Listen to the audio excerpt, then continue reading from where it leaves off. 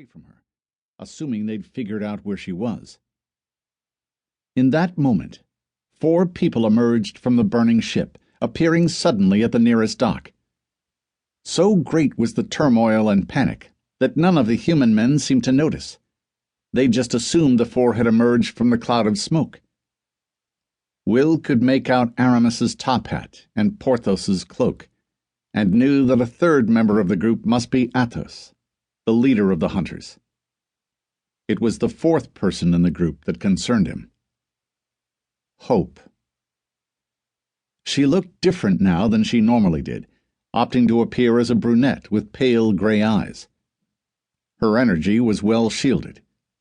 The hunters had detected energy work aboard the boat and found a woman not dressed in sailor garb. If she wasn't the rogue associated with the Alliance, her obvious displacement made her suspicious enough to capture. Will let his shield drop. There was no point in hiding now. They probably suspected his presence at this point. Porthos's head immediately snapped in his direction, a sneer upon his face. He waved in jovial fashion, and then pulled the sword from his belt. Athos and Aramis followed suit. Will ordered the tiny nanobots surrounding him in an invisible swarm to move to Hope, covering her in an invisible fashion, an armor that would prevent any completed blows from the swords the men held. She was safe from harm, and now that Will had been spotted, the hunters would blame him for her survival. But it wasn't enough for him. He sprinted toward the dock, dodging sailors racing away from the carnage, fury in his eyes.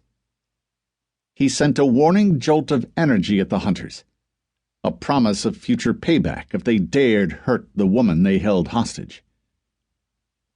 In a more isolated space, he'd teleport there to her side, or simply whisk both of them away.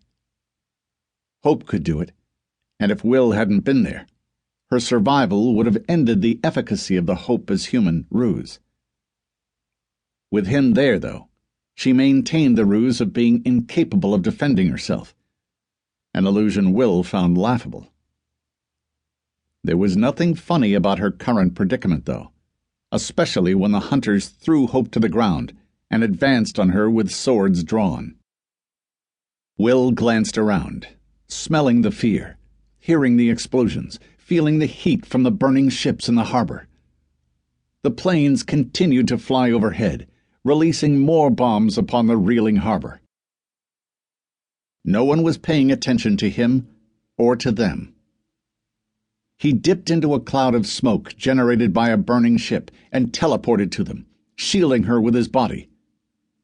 The nanos reformed to ensure that all exposed skin for the 2 of them was protected from sword strikes. He heard the inhalation of breath as the hunters went for the kill shot, waiting for the thud as the blades struck the invisible armor. Wondered, in that instant, why they'd seemed unfamiliar with the idea nearly a century later, when they'd attacked Will in a similar manner. He felt no impact of a sword upon armor, but rather the sensation of warm liquid dripping upon his body. He saw more liquid hit the wood beside him. The metallic scent seemed to fill his nostrils, and he could almost taste it. Blood. "Traitor!" Aramis screamed. "How could you protect a human woman? How could you protect him?" Will spun around, rose up off Hope, and took in the scene.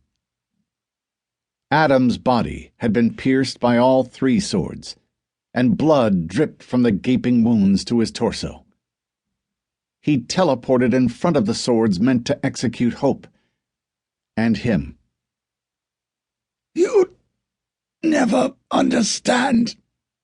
Adam's speech was a grimace. Hope scrambled to her feet, her eyes, like Will's, wide with horror.